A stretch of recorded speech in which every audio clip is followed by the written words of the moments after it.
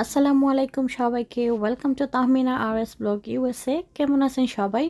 আশা করি অনেক অনেক ভালো আছেন। আজকে একটা শর্টকাট ট্রিক্স দেখাবো, সেটা হলো স্ট্রবেরি কীভাবে রেফ্রিজারেটরে 10 দিনের মতো রাখা যায়, এটা ভালো থাকে। যেহেতু স্ট্রবেরি 1-2 দিন পর নষ্ট হয়ে যায়, সেজন্য আজকে আমি দেখাবো কিভাবে রেফ্রিজারেটরে রাখলে 10 দিন পর্যন্ত স্ট্রবেরি ভালো থাকে।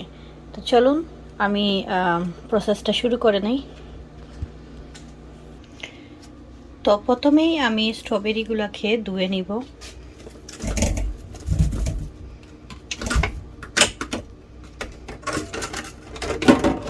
Look at this one almost পচা শুরু করে দিয়েছে, সো এটা তো আর দেওয়া যাবে না।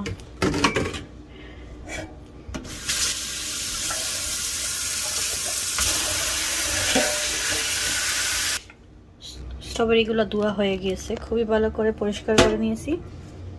এবার এগুলোকে আমি একটা কন্টেনারে রেখে দিব। তো প্রসেসটা কিভাবে রাখি সেটা আপনাদের সাথে শেয়ার করবো এখন। তো এবার যেটা সব থেকে বিশেষ জরুরি সেটা হলো ন্যাপকিন। এই প্রসেসটা করতে আমার ন্যাপকিন লাগবে, আর একটা লাগবে একটা কন্টেইনার। এক হাত দিয়ে ভিডিও করা আসলেই অনেক কষ্টকর।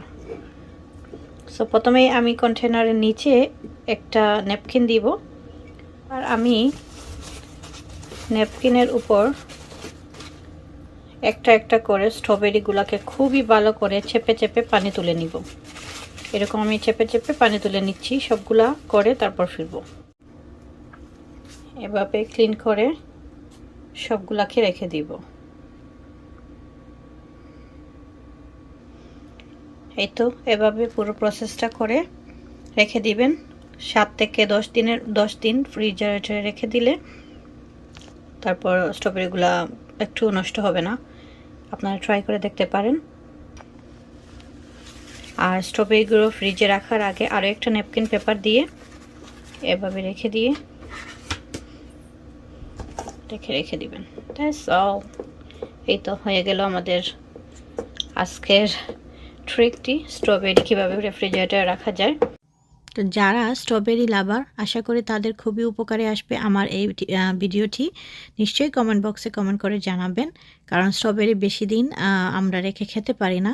তো এভাবে রাখলে আমরা নিশ্চয়ই 7 থেকে 10 দিন আমরা ফ্রিজারে রেখে খেতে পারি।